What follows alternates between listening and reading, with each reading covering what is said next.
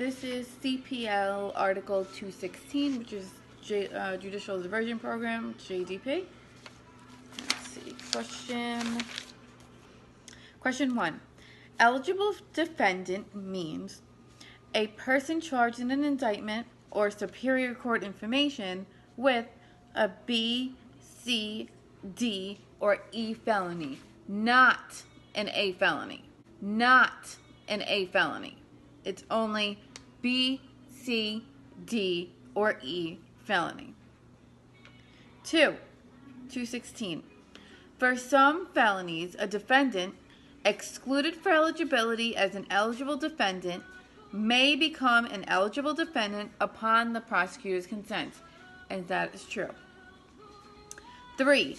Upon request by an eligible defendant at any time after arraignment, the court may order an alcohol and substance abuse evaluation. It sounds true, but it's not. It's false. Upon request by an eligible defendant at any time after arraignment, but prior to the entry of a plea of guilty or the commencement of trial, the court may order an alcohol and substance abuse evaluation. So, alcohol substance abuse evaluation is prior to the entry of a plea of guilty and or commencement of trial and after arraignment. 4. At proceeding to determine whether a defendant is an eligible defendant for diversion, the court may consider oral and written arguments, may take testimony from witness offered by either party, may consider other relevant evidence. 5. Generally, if court determines that the defendant should be offered diversion, or where parties agree to diversion, the defendant shall be required to enter a plea of guilty, and that's true unless it's agreed upon that they don't have to, unless there's consent, but it's true. So it's true except where 1. The people and the court consent to entry of diversion order without a plea of guilty, or 2. Court finds exceptional circumstances, like the guy would get deported, so they don't do it. So basically, if you're from here, you're screwed. 6. Upon receipt of defendant's agreement to abide by the release condition, the court shall issue a securing order. True. Upon receipt of defendant's agreement to abide by the release conditions, the court shall issue a securing order, which sets bail, ROR, or conditional release. Conditional release can be that they'll release the person to probation. So basically, supervised release from probation is what we do in Suffolk County. So they can release the person so they can take them to a treatment facility. If that makes any sense.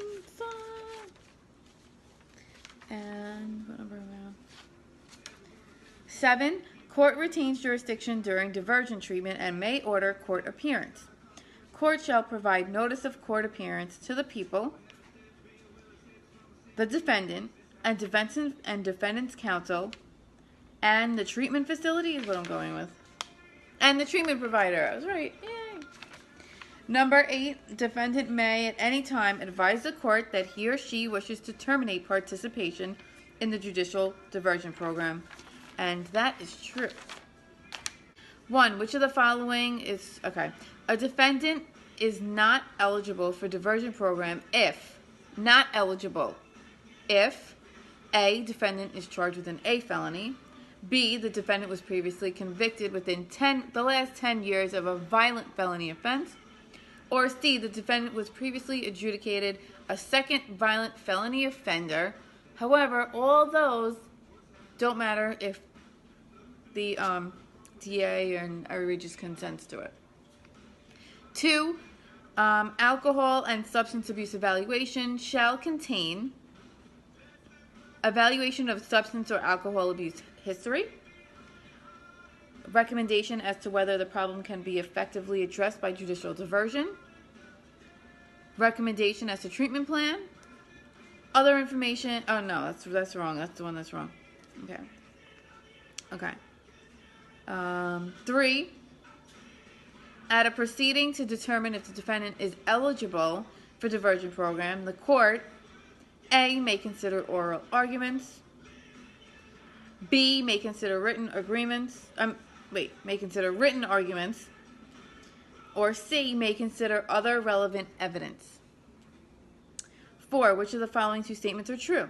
If the court determines that defendants should be offered diversion, or where parties agree to diversion, the defendant shall be required to enter a plea of guilty, except when 1, the people in the court consent to entry of diversion order without a plea of guilty, or 2, court finds exceptional circumstances. This is where, like, a guy can be deported if he enters a plea of guilty. However, at the end, if he finishes treatment in the judicial diversion program after signing a contract, and he completes it, a lot of times it's reduced to a non-criminal offense, possibly.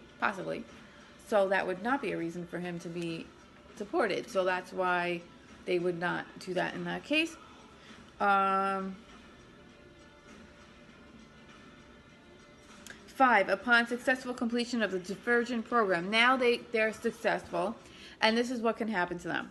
The court may order interim probation supervision, and upon successful completion of interim probation supervision, the court may, notwithstanding any other provision of law, may permit the defendant to withdraw his guilty plea, enter a guilty plea to a misdemeanor, and they will either get a dismissal of the indictment or they'll get to plead to a misdemeanor. Okay, so this is CPL Article 220, the plea. Types of pleas. And this is an indictment. The kind of plea that may be entered to an indictment are: 1, not guilty to the entire indictment. That plea is a matter of right, and if the person is quiet or remains mute, an entry of not guilty is made on his behalf. 2, guilty to the entire indictment. This is also a matter of right, unless it's murder in the first degree. Okay? Then he may enter such plea if there is permission by both the court and the people, and the agreed upon sentence is either life imprisonment without parole or a term of imprisonment for a 1 felony of murder in the first degree other than life without parole. 3, if the indictment charges 1 crime, guilty to the lesser included offense.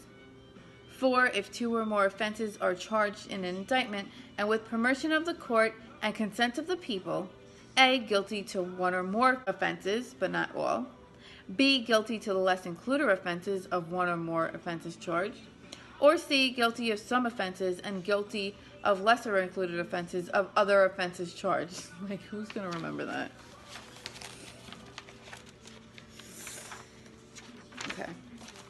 Number 1, defendant may, with consent of the people and permission of the court, enter a plea of not responsible by reason of mental disease or defect. And that is true. 2, the entry and acceptance of a plea of guilty to part of an indictment constitutes the disposition of the entire indictment. That is also true. 3, all pleas to an indictment charging a felony must be entered orally. And that is false. A plea for a corporation does not have to be entered orally. Also, for misdemeanors or less, may be entered by counsel with permission of the court upon submission of written authorization by the defendant. So the defendant has to know that the attorney is going to be entering a plea of guilty and the sentence that is going to be imposed at a later time. Okay, so let's just go back. So the defendant needs to know that there is a plea going to be taken by his attorney, and he needs to write saying that he understands that his attorney is going to be pleading him guilty to whatever it is, and that he consents to him doing so. So that's what that is. Okay. 4, a defendant may, in certain cases, plead guilty to murder in the first degree, and that is true. Generally, the defendant may not enter a plea of guilty to the crime of murder in the first degree, except may enter such a plea with permission of the court and consent of the people, when agreed upon sentence is life imprisonment without parole, or a term of imprisonment for the Class A1 felony of murder in the first degree other than a sentence of life imprisonment without parole. Okay. 5. Plea of not responsible by reason of mental disease or defect must be with permission of who? Permission of the court and consent of the people. If you want to enter a plea of not responsible by reason of mental disease or defect, it's permission of the court and consent of the people. 6. Plea by a corporation must be entered by counsel, an attorney. 7. If defendant refuses to enter a plea of not guilty must be entered by the court. 8. In certain cases, the DA may recommend removal to the family court. Upon accepting such plea shall be deemed to be a juvenile delinquency fact determination. So that would become an Article 3 proceeding. Number 1, more questions. Which of the following 3 statements are correct? I'm not even reading it, but... Okay. Okay. A plea to an indictment, except for a corporation, must be entered orally by the defendant in person. For misdemeanors or less, may be entered by counsel with permission of the court upon submission of written authorization by the defendant. 2. A plea by corporation must be entered by counsel. 3. If a defendant refuses to enter a plea of not guilty must be entered by the court. Generally, the entry and acceptance of a plea of guilty to part of an indictment constitutes the disposition of the entire indictment. If an indictment charges a Class B felony, the allowable plea is, and I'm going with D because I remembered bad. I don't know why. I just remembered bad. If you're bad, you have to plead to a D felony. I don't know why. So if an indictment charges a Class B felony, allowable plea is 3B. Okay, Class D felony. So let's go now into the types of pleas.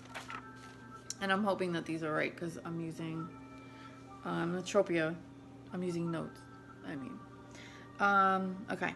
So if the indictment charge... Okay. This is allowable pleas for juvenile offenders. And if it's 14 or 15 years old and it's murder in the second degree, the allowable plea may be any crime to which the defendant is criminally responsible. If it's any crime other than murder in the second degree, it's any crime to which the defendant is criminally responsible, unless the plea of guilty is accepted as per the one above. Any crime other than murder in the second degree, the DA may recommend removal to the family court. Such plea shall be deemed to be a JD fact determination.